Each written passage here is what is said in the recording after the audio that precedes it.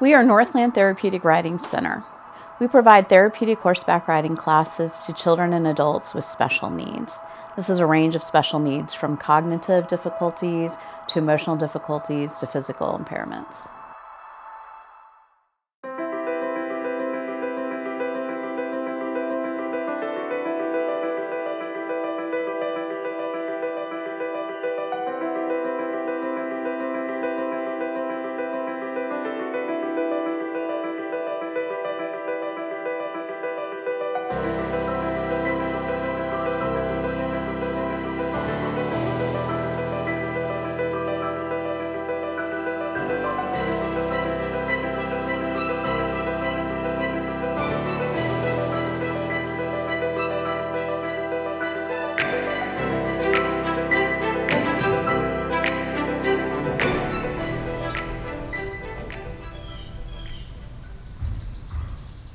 NTRC was founded in 2000.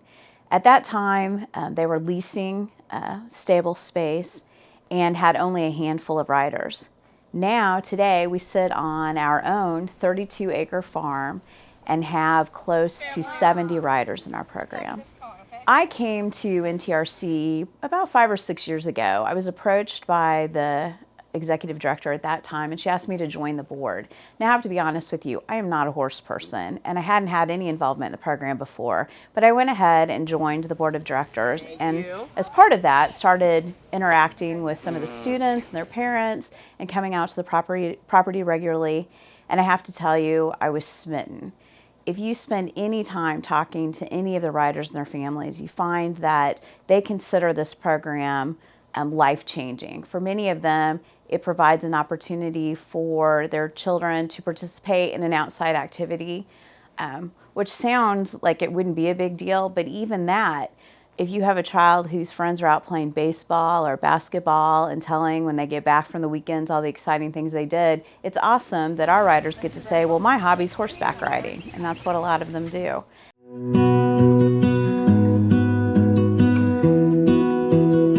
So we frame our classes. Our classes are done in groups, so we make sure that we have appropriate riders together, riders of similar age, similar ability level, and then we take that and we evaluate all of our riders. We will bring them in, put them on a horse, see how they do, and then we pair them with a horse that we have here that we think would be a good match for them, whether it is about the horse's body type or size or weight or how they move. So we think about a lot of stuff when we match up our riders and horses, and then we put this all together. We go through, and as the volunteer coordinator, I will make sure that we have volunteers that our riders need for support, whether it is, having volunteers actually walking with them, helping them keep their balance, or whether it is a volunteer that stands off to the side and helps them keep focused. And then we put this all together, and that goes into us putting a class together. Guess what animal is the closest to the horse? Cow? That's a good guess, but it's not a cow. It has a horn, looks an act. One of my favorite things to say is, for a lot of our riders, this 1 hour a week is the only time that they are allowed to be in charge of something, because they're either at school or, mom's with them holding their hand. It might be the only time for the week that they ever get to be out of their wheelchair. It might be the only time that they ever don't have to use crutches. It might be the only time they don't have that person that's with them all the time. So it's about independence and it's about confidence a lot for my riders. That's one of the biggest things that I see them taking away, is they get the opportunity to show what they can do to be themselves when they're on their horse. And that's to speak nothing of the physical benefits that they get as well.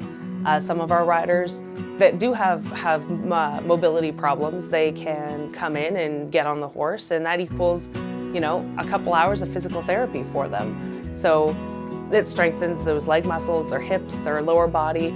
So maybe they can go from using a wheelchair to a walker to crutches. Or if they maybe have more cognitive problems, then we ride the horse, and that will help facilitate them learning, oh, okay, so we're gonna put the red balls in the red basket, and that helps with putting those things together, because it's done in a way that is stimulating to other senses as well, and it helps them put stuff together that way. So in our program, we have about 11 horses right now. Several of those we own, but we also lease at least half of our horses from people who are interested in helping out the program. Lots of times horses have been in a pasture and they're just not getting the attention they used to, and so this provides an opportunity for their owners to put them in a place where they're going to get lots of attention and be put to good work. We also have a couple of donkeys on the property, Buddy and Babe, and we have a couple of miniature horses, Petey and Snickers, and they also contribute in a lot of ways to our program. The kids really enjoy them. We're picking horses for our program. It takes special horses to do what we do here.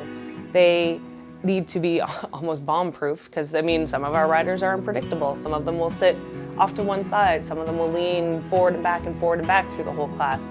Some will scream the whole time.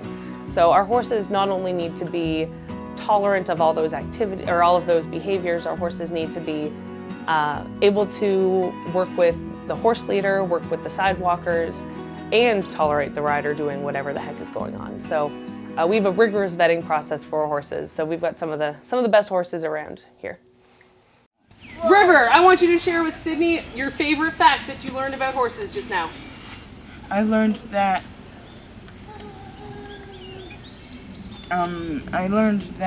they have been partnering with people for 500 years. I mean, 5,000 years. River was born a typical kid, and then a few months after his second birthday, he suffered a traumatic brain injury.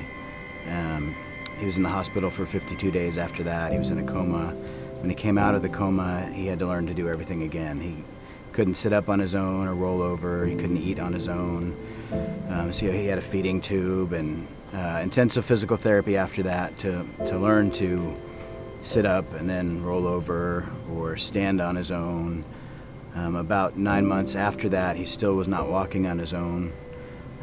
One of our therapists that we were seeing at the time mentioned the Northland Therapeutic Riding Center, so we thought we'd give it a try. We came out here and he started hippotherapy, which is riding on the horse and you have a therapist there.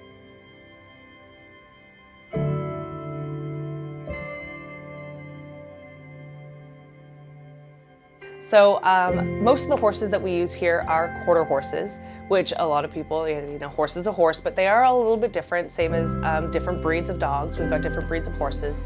The movement of the quarter horse's hips mirrors the movement of a human's hips. So a rider that can't walk or maybe has low mobility or has low muscle tone in their legs, we can put them on the horse, and for that hour, it's like that rider is actually walking. It's like they are taking that number of steps that the horse is taking with them. So it gives them a lot of that physical support with their lower body just from being on a horse, just from walking, even if we don't do anything other than walk around. It is a physical stimulation for those muscles that helps them to build it up to the point that they might be able to start walking, or they might be able to sit up better even, or they might be able to not tip over when they're sitting without someone beside them. It really helps with building all those muscles. And then on top of that, like I said, it is especially good for behavioral and cognitive because they are working with another animal. It's not a human, it's an animal that they sometimes will relate better to than with people. So if maybe we have a rider that has a really hard time making friends, if they have social disabilities, they can love on their horse and they can feel that coming back from the horse to them. So on top of being physical and cognitive, there's a whole bunch of mental benefits they can get as well.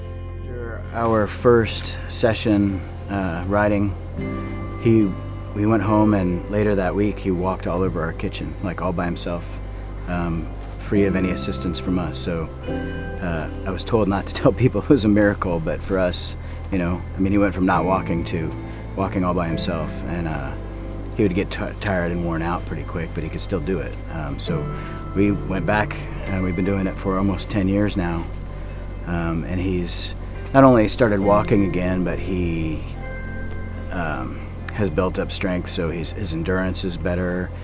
He runs now, not just walking. He has built up a lot of confidence, learning how to steer a horse, learning the names of a horse. A lot of kids that he goes to school with have soccer they can talk about, or baseball or football or whatever, and this is kind of his thing. He gets to say.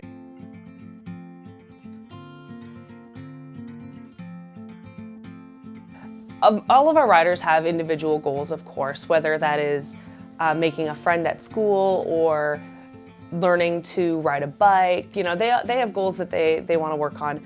As a class, we always work on riding skills. The goal of therapeutic riding is to teach horseback riding skills in a way that is therapeutic. So bottom line is we want all of our riders to be able to ride independently down the road. Some of them get there, some of them don't. That's not the point. The point is we are teaching these skills in a way that will translate to other parts of their life. So during our classes, not only do we do riding skills, but we'll do social skills. So the riders might have to find another rider in the class that has a matching card, or they might have to talk to the other riders and say, hey, my favorite flavor of ice cream is this, what's yours? Or we start the class by saying, all right, tell everyone what you did yesterday. So we work in social skills, and even just yesterday I worked with a class of young adults, and we worked on reading comprehension. I gave them some horse facts, and they had to ride around for a minute and then tell me what that fact was. So we try and incorporate a lot of different stuff into classes: the social skills, the learning skills, of course the riding skills, but we try and make it a well-rounded class for them. And it provides a great opportunity for social interaction. A lot of these kids ride together, once a week for 32 weeks a year, and they form a lot of strong bonds, and they consider themselves friends. So it also develops a lot of camaraderie and helps build self-esteem and confidence. Well, I was a teacher for 30 years, and I taught high school kids. So when I came to volunteer at Northland Therapeutic Riding, at first I thought I just wanted to work with the horses, but they needed somebody to volunteer at 3:30 in the afternoon, and I was available. And I found that the interaction with these riders, primarily children, though of course we do have adult riders from time to time, was very fulfilling. To see people get to ride who would never have had that opportunity. My childhood was spent riding ponies at my grandfather's farm, so to help kids that wouldn't have the opportunity, particularly kids that have some type of disability, be able to be in a setting where everybody's glad to see them every week, where they get to interact with a horse, they get to feel a kind of success that maybe they don't feel in other aspects of their life. Perhaps they don't really get to participate in group activities with other kids their age, but here they are in a class, usually with other riders that are about the same age and riding ability that they are. And I'd say that the volunteers get as much in a different way out of being here as the riders do. It makes me feel like I've done something constructive to help somebody else perhaps fulfill a dream, to make progress in various aspects of their life, and to have a good time.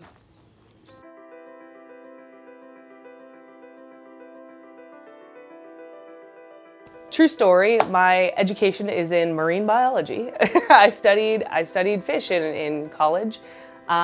Never would have thought I'd be here doing this. I had a background working with horses. I had ridden horses my whole life, and I had a background working with children. So when I started volunteering here, it just kind of all came together for me. And it's really, like I said, it's not something that I expected to be doing, but I can't imagine doing anything else now. I found the one job that I could be like, this is my career. I feel fulfilled. I feel like I'm helping these riders, and there's no better feeling than that. So I can't imagine my life without this anymore. But it's something I look forward to every week. It's part of my routine. It's rare that I'm not here at my appointed time, unless I'm out of town or there's, something unavoidable that occurs. But I really kind of plan things around it so that I don't have to miss my volunteer time here with my rider. NTRC has two big needs. One is dollars, and the other is people, volunteers. Our program is very dependent on volunteers. Some of our riders require up to 3 volunteers to assist them during their ride. a volunteer to lead the horse, and one on each side of them to make sure they stay in the saddle. So you can see with 70 riders times up to 2 or 3 volunteers, it really adds up fast. So we are always looking for more good-hearted people to come out and help us in our program. The other thing we need is dollars. While we do have fees associated with our classes, the fees come nowhere close to covering the cost of operating this program. So we are always looking for donors, corporate sponsors, foundations. Many of the counties in our area support us through grants, and we much appreciate that. But like every other nonprofit, we also need individual donors, and so we encourage everyone to dig deep and provide whatever assistance you can to our program. It would be much appreciated.